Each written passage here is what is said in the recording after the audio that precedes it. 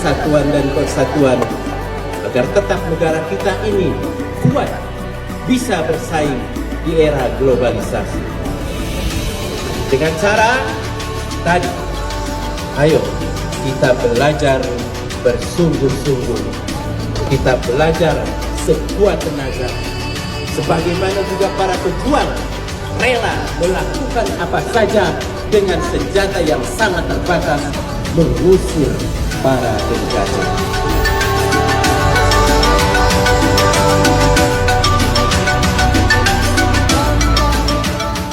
Assalamualaikum warahmatullahi wabarakatuh. Waalaikumsalam warahmatullahi wabarakatuh. Di sini saya Dimas Setiawan, Bapak Ibu semuanya. Saya akan menjelaskan tentang RTL, pembelajaran berbasis proyek dalam KPS, dan di mana saya mengangkat temanya kearifan lokal meningkatkan kebugaran jasmani. Nah, di sini yang membuat menarik adalah bisa meningkatkan salah satunya kebugaran adalah permainan tradisionalnya, yaitu permainan pecah piring.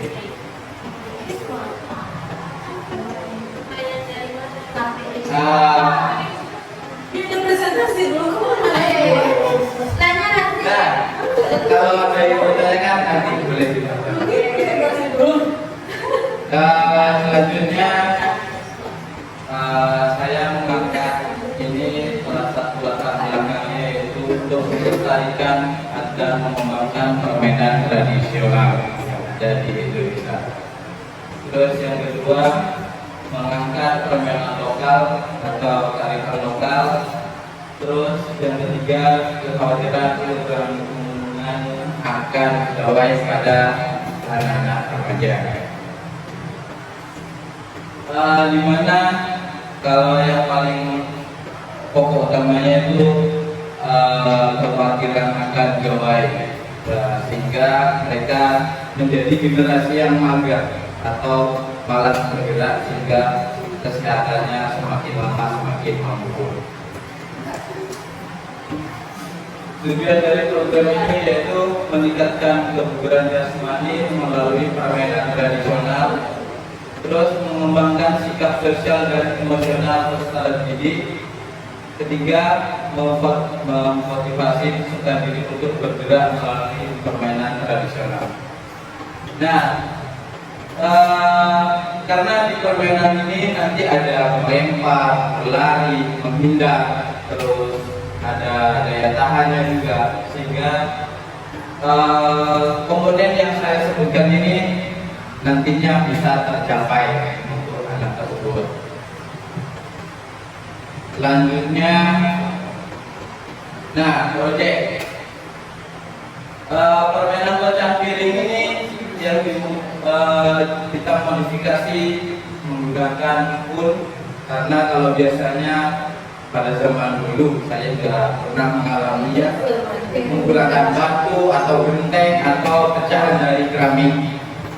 Nah, karena di sekolah rawan, misalnya kalau menggunakan batu atau keramik, saya memodifikasinya agar lebih aman untuk anak-anak, sehingga menggunakan pool, atau misalnya kalau ada botol-botol bekas bisa digunakan untuk alat permainannya. Nah, peraturan permainannya itu setiap tim terdiri beberapa pemain. Nah, permainannya ini kita menggunakan kelas. Misalnya kelasnya Ibu Dian. Nah, kelasnya Ibu Dian ini nanti dimainkan lalu dibagi menjadi dua, namun sama rata. Cewek cowok dimainkan sama rata gitu. Jumlah komposisinya sama, sehingga tidak ada ketimpangan antara siswa. Terus sebelum mulai permainan melakukan undian setiap tim yang lempar atau jaga. Nah, tim ini nanti akan melakukan undian.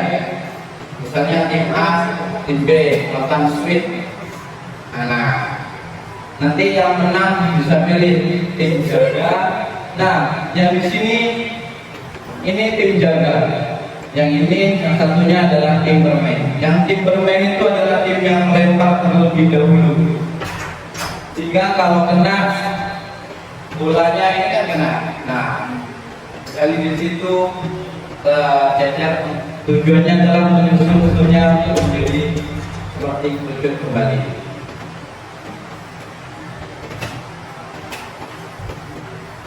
Nah, terus capaian permainan tradisional ini mengurangi ketergantungan gawai, meningkatkan motivasi peserta didik, terus untuk bergerak aktif dan meningkatkan kebugaran jasmani,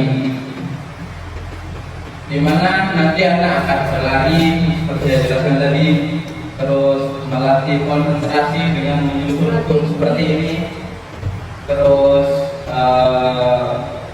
mereka memiliki daya tahan yang bagus karena nanti ada sosial dan emosional juga, mereka bekerja sama dengan timnya masing-masing, bagaimana untuk menyusun dan bagaimana untuk menyerang lawan sebaliknya. Nah, langkah-langkahnya kita ini salah satu cara saya mengenalkan permainan ini ke bapak ibu guru yang ada di sini, yaitu kita sosialisasikan kepada ibu guru dulu atau bapak guru yang mengajar. Terus permainan ini disosialisasikan kepada peserta didik. Kita mencobanya dengan permainan ini melibatkan sekelompok peserta didik terlebih dahulu, misalnya kelas kemudian atau kelas BPI. Terus mencoba mengembangkan permainan melibatkan lebih banyak peserta didik berkolaborasi dengan guru lainnya. Nah, di sini saya mencoba untuk mengajar atau berkolaborasi dengan bapak ibu guru. Nantinya akan melakukan permainan ini secara terjadwal atau misal di P5 kita laksanakan di kearifan lokal.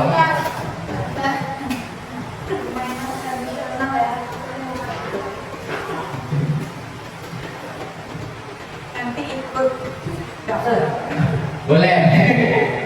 Kita coba nanti kalau misalnya. Terus kita setelah itu kita mengambil videonya untuk kita bisa jadikan arsip sekolah atau salah bentuk laporan, misalnya untuk kegiatan P5 karena ini mengangkat kearifan lokal. Kita bisa menguploadnya di media sosial sekolah atau media sosial milik kita pribadi.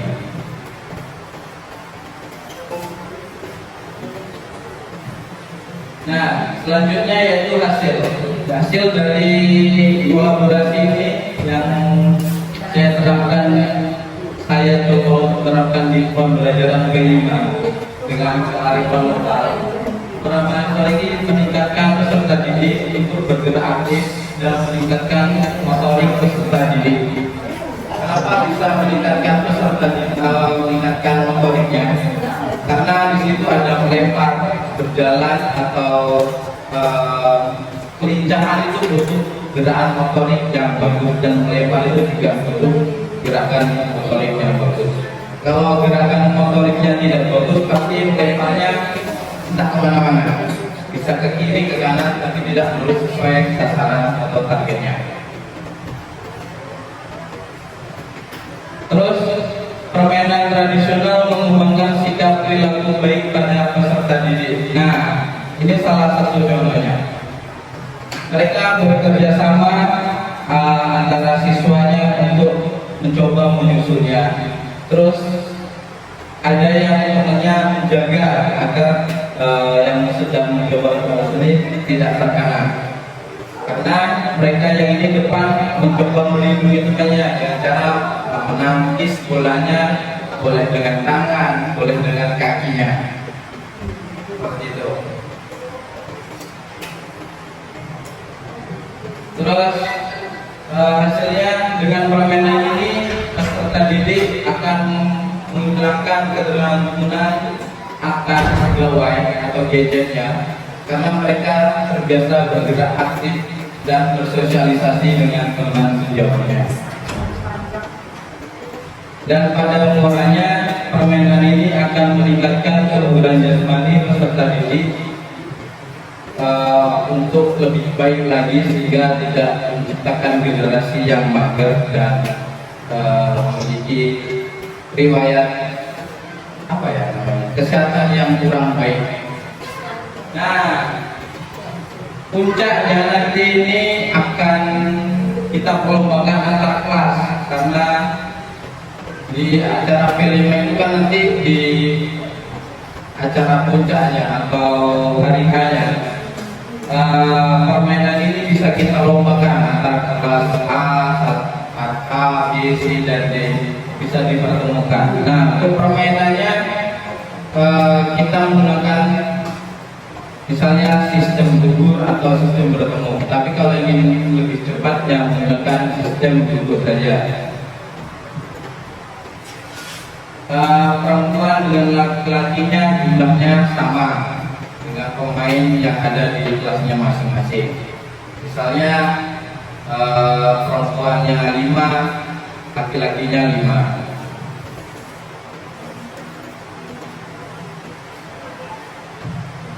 Nah, struktur program dan teman sejawat. Nah, di sini Rasulullah mendukung untuk kegiatan di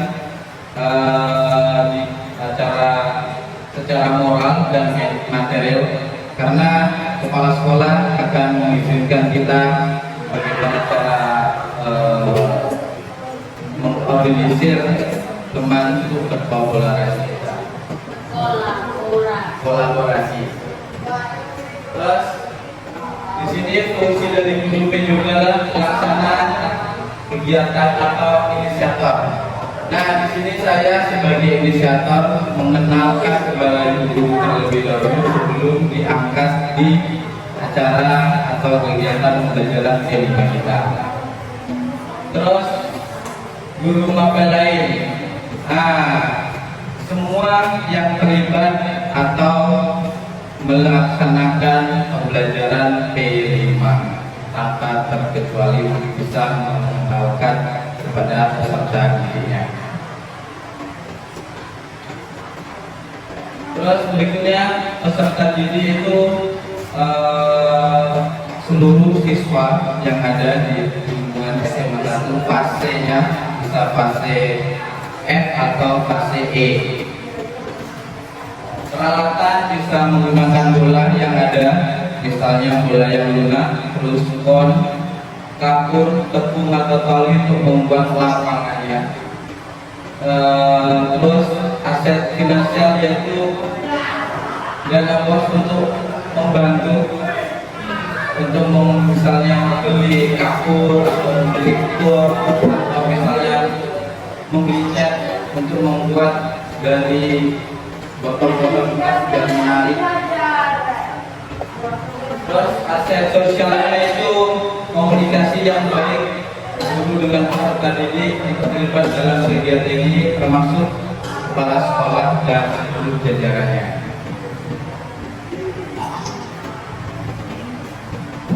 Kapasitas sekolah. Yang pertama, peserta didik sebagai pemain atau asetnya, aset sekolah. Yang kedua, lapangan sebagai tempat bermain. Yang ketiga, peralatan bola, kon, kapur, tepung tali sebagai lapangan permainan, atau misalnya bisa menggunakan area lapangan di belakang, area yang masih banyak bentuknya, atau bisa menggunakan lapangan yang di depan, lapangan basket untuk bermainnya karena sudah ada garisnya. Aset finansialnya yaitu menggunakan dana bos untuk membantu keperluan kegiatan pembelajaran P5 tentang keperluan permainan tradisional. Aset sosialnya yaitu komunikasi yang baik guru dengan peserta didik untuk terlibat dalam kegiatan dan seluruh jajaran yang terlibat. Nah, rencana evaluasinya. Di sini biasanya yang riskan menjadi sedikit problem ketika melaksanakan permainan ini yaitu peraturan permainan tradisional, karena masih banyak simpang siur akan permainan tradisional. Nah, nanti guru bisa terlibat untuk menentukan mana yang tidak yang kurang baik dan mana yang kiranya bisa baik digunakan. Misalnya area-area sensitif yang tidak boleh dilempar atau batas-batas mana saja. Misalnya kalau perempuan kan seluruh badannya banyak area-area sensitif, jadi bisa pinggang ke bawah atau kakinya saja yang bisa boleh dilempar atau yang berkenan. Kalau yang itu tidak termasuk dalam itu. Terus memberikan arahan tentang pengambilan keputusan wasit. Nah, ini biasanya riskan juga, karena biasanya kita yang ditugaskan wasit itu adalah siswanya. Kalau siswa, kalau misalnya kelasnya ada teman yang bermain, biasanya banyak sih. Nah, ada oknum siswa yang mendukung temannya, misalnya kena tapi bilang tidak kena, atau yang ini curang atau tidak curang, mereka masih membelanya. Di sini kita perlu meningkatkan kejujuran siswanya tersebut. Terus tantangan dan solusinya. Nah, ini masuk fase yang terakhir. Tantangannya itu karena sudah memasuki generasi Z atau milenial, banyak yang lupa akan permainan tradisional. Di sini kita mencoba untuk mengenalkan bagaimana agar permainan tradisional ini dilirik kembali agar tidak menggunakan gawai saja. Terus melepas ketergantungan gawai pada anak peserta didik, tapi ketika guru dan bapak-bapaknya ikut main, kita juga bisa melepas ketergantungan itu sebentar atau sejenak. Nah, berikutnya sulitnya peserta didik untuk sosialisasi tentang permainan ini, karena mereka menganggap mungkin kalau belum mencoba kurang asik atau panas atau capek pak nanti. Itu akibatnya karena kita kurang beraktivitas di luar, makanya menggunakan permainan untuk meningkatkan kebutuhan bersama. Yang berikutnya memberi arahan tentang permainan tradisional. Memberikan arahan ini bisa saja tentang manfaatnya, terus unsur-unsurnya apa saja, apakah itu ada budayanya, dari mana asalnya. Itu akan menambah ilmu pengetahuannya untuk siswa tersebut. Untuk solusi tentang tantangan tersebut, yaitu memberi arahan dan pemahaman tentang permainan tradisional kepada siswa-siswi kita, terus memberitahu manfaat permainan tradisional, serta sosialisasi bahaya ketergantungan akan gawai dan lain-lainnya. Sekian presentasi dari saya. Kalau ada bapak ibu dan ibu ingin bertanya, silakan. Boleh? Ibu Puspa, silakan. Baik, perkenalkan saya Puspa. Saya ingin bertanya, ini kan permainannya adalah permainan tradisional.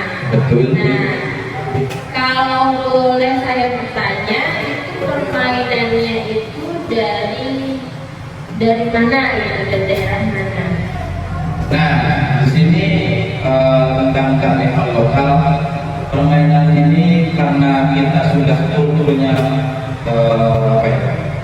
dari semua daerah ada, jadi mungkin ada yang tidak tahu, ada yang belum, dan dari sebenarnya permainan ini biasanya banyak dipermainkan oleh anak-anak Jawa atau mungkin kalau orang-orang dulu yang transmigrasi ke daerah Kabupaten Tepung masih banyak yang dipermainkan. Terus karena kita sudah berakulturasi dengan budaya-budaya dari berbagai daerah, sehingga mereka juga ikut bermain. Namun pada dasarnya permainan ini banyak sumber masakan dari daerah Jawa. Namun Jawanya sampai sekarang masih belum bisa disebut Jawa daerah mana. Bagaimana Ibu Puspa? Ya. Bagaimana? Ada yang ingin bertanya lagi?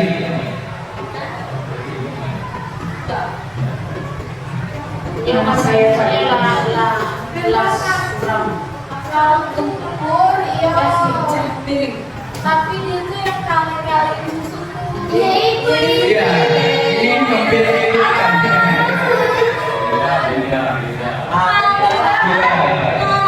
kalau tempur itu kan lukunya satu, kalau ini kan tim. Ini permainan tim yang Itu 2 April gimana? Buat yang suara bilang ini. Iya, kami tadi di sebelah sini berasa itu kalau dulu kan ya, zamannya kami kecil kan masih agak-agak suram ya kan. Sekarang juga. Dan itu kalian susu, kalian bekas tuh disusun bentuk piramid. ya. Nah, kami beranggapan bahwa permainan ini sama dengan itu gitu. Sama. Kalau Iya, itu juga genteng. kalau zaman dulu sudah Kalau menggunakan genteng yang kalau saya tuh pecahan piring kaca dulu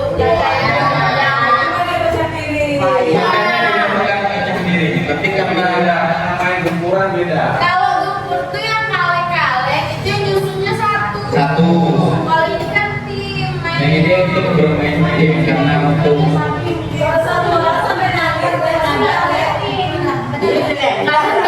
sampai dari awal sampai ya ini permainannya dilempar. Salah satu tim bermain dulu nanti untuk mulai permainnya melempar. Kalau misalnya mana ya, ada punya yang jatuh. tak pikir kayak gitu. Nah, kan di sini ada yang jatuh nih.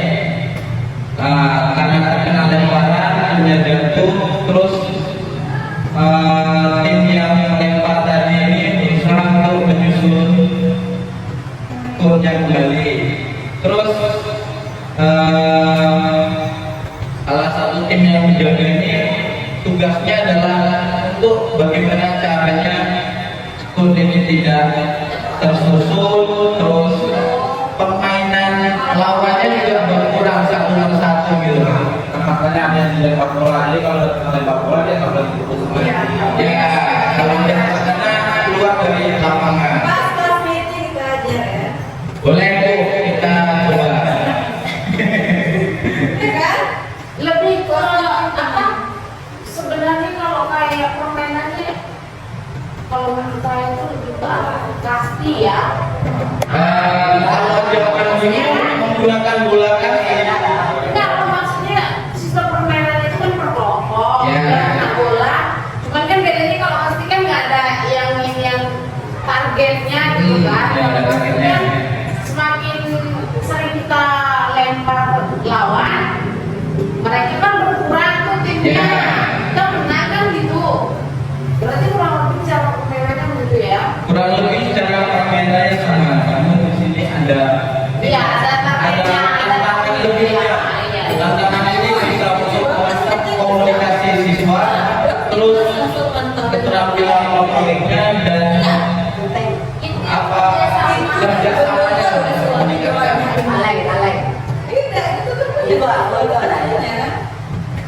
Kalau yang kalian mungkin yang di pasar malam mirip-mirip. Kalau yang ini agak lebih seksi, jadi menggunakan terus bolanya bola yang lunak saja biar ketika anak itu tidak terlalu terasa di badan.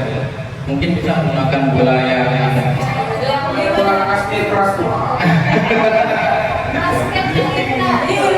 ya bola basket yang umum itu bola anak-anak. Jadi cara menghitung menang kalahnya gimana? Nah, untuk cara menghitung menang kalahnya, kalau misal ada yang berhasil, kita pakai durasi waktu. Kalau misalnya, ya karena kalau misalnya nggak ada waktunya lama nanti Bos. Bisa-bisa satu hari itu nggak siap-siap. Jadi kita anak-anaknya nanti berlari terus sama kan.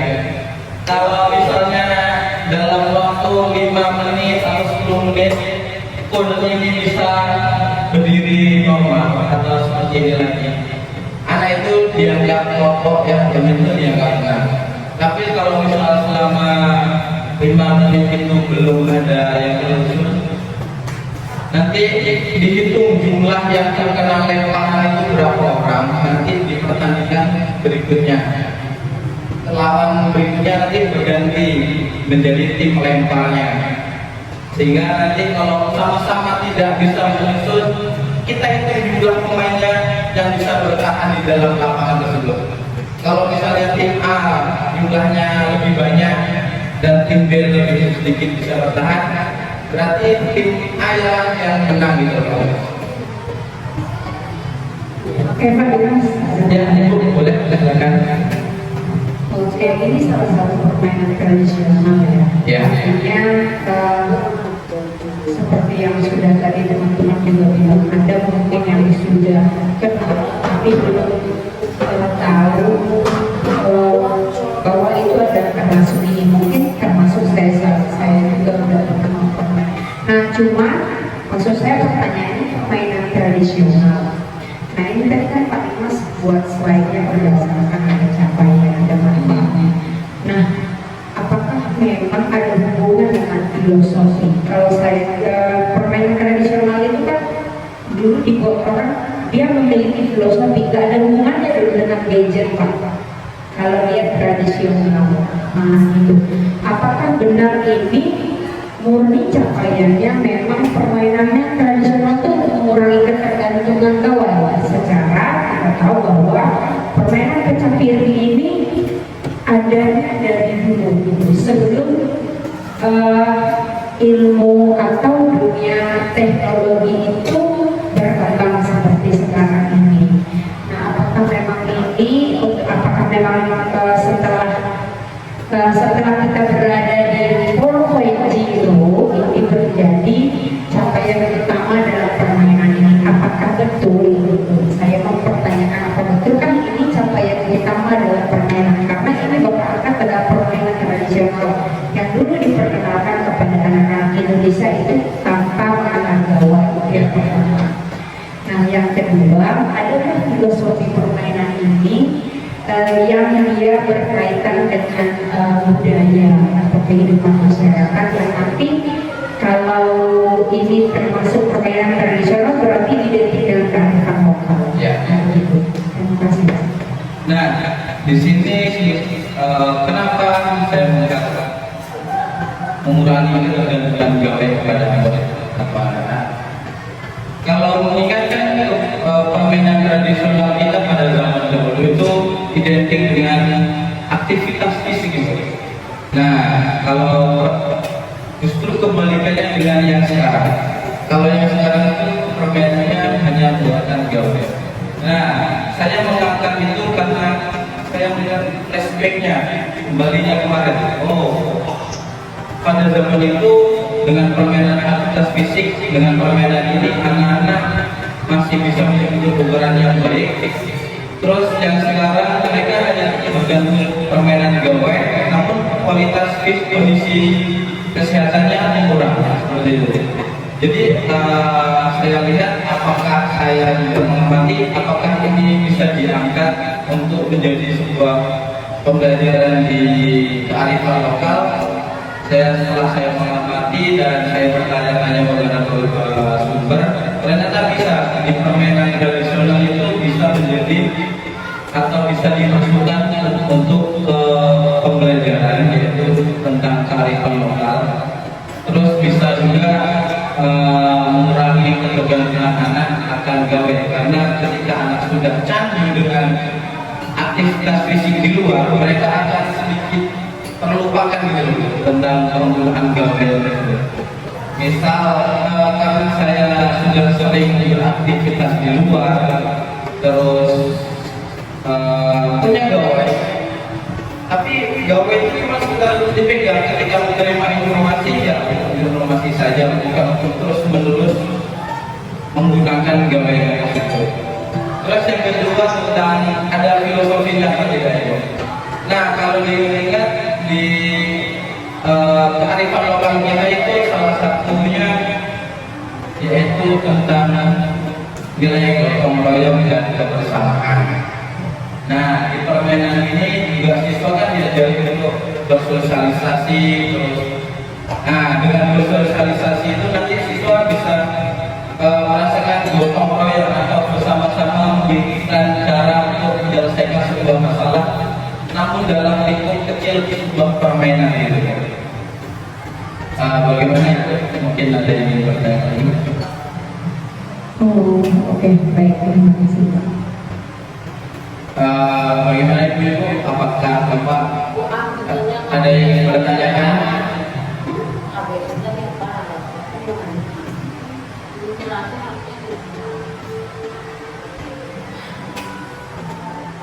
Jika tidak ada yang bertanyakan atau ingin menambahkan kepada Pak Febri, apakah ada yang ingin menambahkan? Tidak. Kalau tidak, saya ucapkan terima kasih kepada Bapak dan Ibu guru yang telah hadir pada tombol pada siang hari ini dan telah menjadi audiens yang menyenangkan buat saya sehingga saya bisa sharing tentang materi saya. Saya akhiri. Wassalamualaikum warahmatullahi wabarakatuh.